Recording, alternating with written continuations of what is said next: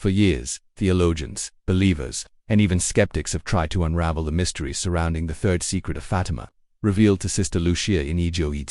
This message was kept tightly sealed in the Vatican archives as if time itself wasn't yet ready for its words. As the decades passed, official interpretations emerged, documents were published, but an unsettling silence remained. For many, something still seemed missing. A void hard to explain, as if the message had been spoken but never fully heard before. We continue. Click like and comment your name and the city you're watching from. We want to pray for you and your family. In May 2000, Vatican made public Sister Lucia's vision, a figure dressed in white, identified as the Pope, walking through a devastated city, praying for the dead, until he is struck by arrows and bullets. The official explanation linked this vision to the 1981 assassination attempt on Pope John Paul II. For many, the mystery seemed resolved, but within the walls of faith, a question remained. It was as if something deeper was hidden beneath the surface of those images. The key wasn't in external catastrophes but in spiritual upheavals, visible wars. No, the true battle, said Pope Leo XIV, would not be against armies, but against the abandonment of faith. These words were not declared in a grand speech or papal document. They came during a quiet mass, in his private chapel. Only a few were present, a theologian, a journalist, and 2 contemplative nuns. Yet the impact was enormous. If you've made it this far, comment "Faith is my refuge." It helps us reach more hearts with this message. The Pope didn't shout, he didn't accuse, he spoke like someone who prays before speaking. And what he said made many return to the first question: was the real secret of Fatima always spiritual and not political? The human heart will grow cold, the Pope said. And even within the Church there will be those who forget God while still pronouncing his name.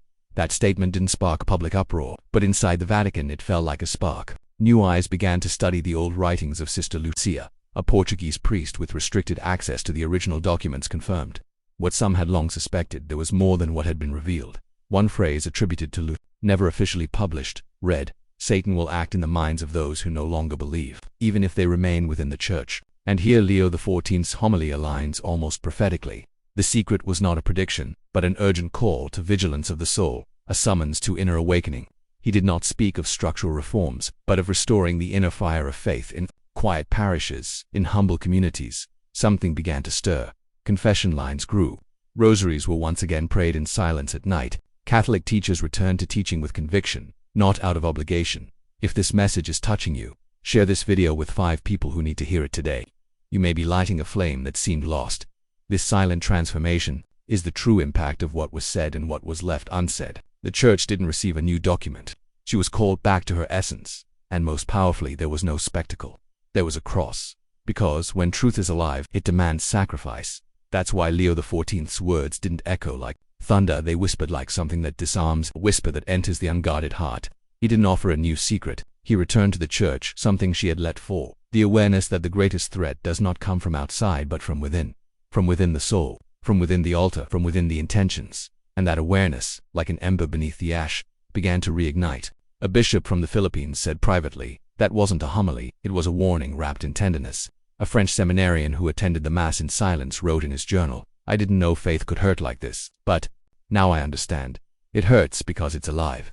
Leo XIV didn't ask for liturgical reforms, he asked for tears. He didn't decree new norms. He simply reminded us, without conversion, every norm becomes noise. And in this way, without intending to make history, he opened a new page, not in books, but in souls. If this is making sense to you, write in the comments, "Awaken, Church." And together, let's carry this message farther than any decree, because this is the central point.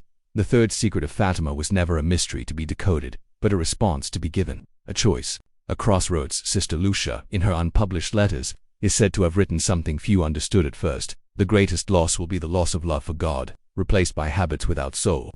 And now, in the light of the Pope's words, that phrase echoes before us like a mirror. How many live the faith as an automatic reflex? How many pray with their lips, but no longer listen with their hearts?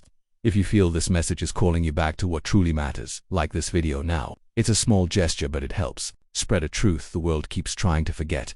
While some still debate documents and official interpretations, others have begun to move in the invisible. Silent adorations are returning, rosaries are being prayed through tears, and in many places confession is no longer seen as a burden but as liberation.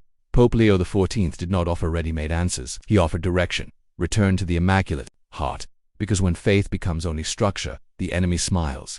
But when it becomes surrender, he flees. And this is where everything shifts. If what was said in that homily is true, and many believe it is, then the message of Fatima is not in the past. It's pulsing right now, in this very moment. The question is, will you ignore this call if your soul feels like something has been stirred, that a quiet awakening is happening? Share this video with someone who has drifted from the faith. It could be a brother, a mother, a childhood friend, someone who may need just a spark to reignite their flame. Because the secret of Fatima, that long-awaited secret many expected to be scandalous, may simply be this: a cry from heaven for us to stop living on autopilot, even in our faith. In the days following that discreet homily, something began to spread, not through headlines, but through hearts. It wasn't an official announcement, it wasn't an interview, it was a movement of souls. Because those who heard those words, with the Spirit, understood heaven was speaking again. In countries where faith seemed to sleep, entire communities began gathering at night, candles in hand, and rosaries in fingers. In the Philippines, a group of young people started meeting every day at 3 a.m. to pray for the world. In France, a priest reopened a parish chapel that had been closed for years, saying, "If the secret of Fatima is spiritual lukewarmness, then this will be the place where we reignite the fire." These gestures weren't born of orders, they were born of impact. Because what Leo XIV did that morning was more than speak. He peeled back the varnish of lifeless religiosity and showed us what remained beneath: a weary church, but still alive. And like any living organism, she can be healed, but she must want it. If you feel there is still something in your soul that needs to awaken, comment now, "Reignite my faith, Lord," because that comment might not be just for you. It might be a sign for someone reading in silence, searching for a reason not to give up. One of the theologians present at that mass confided, he didn't speak like a scholar. He spoke like a man who saw something in prayer and could no longer keep it to himself. And that's why his words didn't just echo through the halls of the Vatican. They reached the inner deserts of countless souls around the world. Because the pain he named the loss of fervor, the faith without passion, the habit without presence, is the pain of many. It is the pain of a world that speaks of God, yet forgets him in its gestures. The homily didn't declare anything new, but it restored something ancient, something hidden beneath the dust of time. Holy fear, reverence, the awareness that without heaven, everything we do becomes noise. Empty liturgies, songs without echo, sacraments received without hunger. If you've ever felt that, if you've ever sat in a pew and sensed something was missing, maybe you're already beginning to understand what Fatima meant from the beginning. Maybe this video reached you for a greater reason. Share it with someone who needs to hear it. Don't wait, because when faith calls, it doesn't shout, it whispers, and only those who still have silence in their hearts can hear it. And it was precisely then that something unexpected began.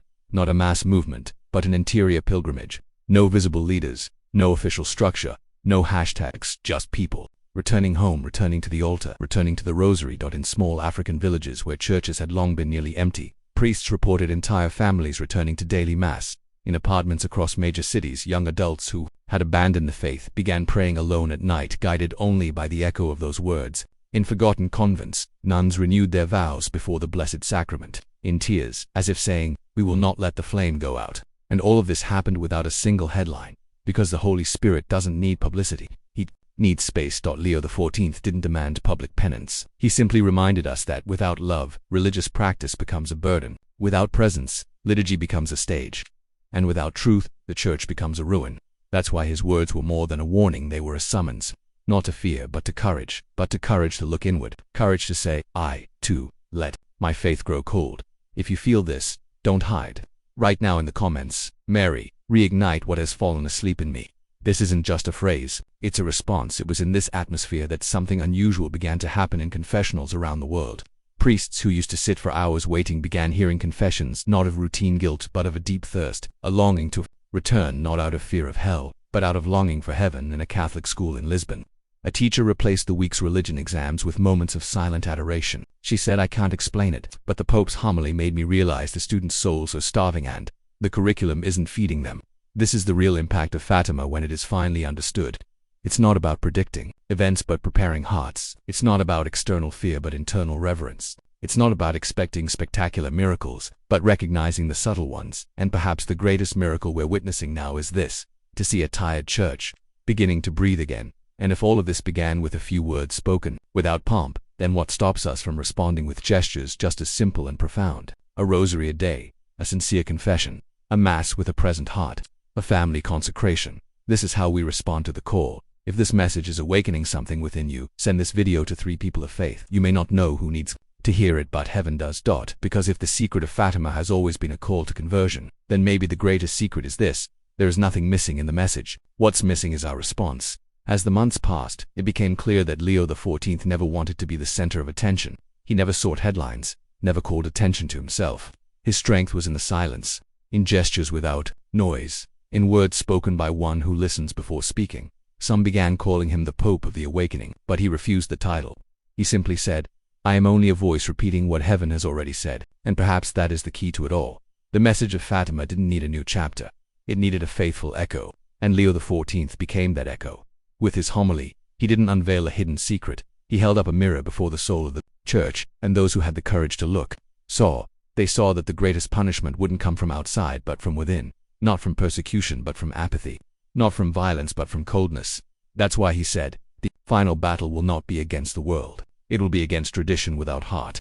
These words began to travel the world like a whisper, but a whisper that awakens, as if heaven was saying once more, "Now it's your turn." And that's why you've come this far, not by chance, but because something inside you still beats, still listens, still hopes. Maybe you are far from the faith, or maybe you're still standing, but tired. Maybe you pray every day, or maybe you've forgotten how to begin a prayer. It doesn't matter. What matters is that today you heard. And when the soul hears, it's impossible to pretend nothing that happened. If this message touched your heart, write in the comments now, "Our Lady of Fatima, guide my soul." That phrase isn't for me, it's for you, it's for heaven, it's your response. And share this video with 5 people you love. Not as someone spreading news, but as someone lighting a candle. Because if faith has started to breathe again, it's time to rekindle other souls too.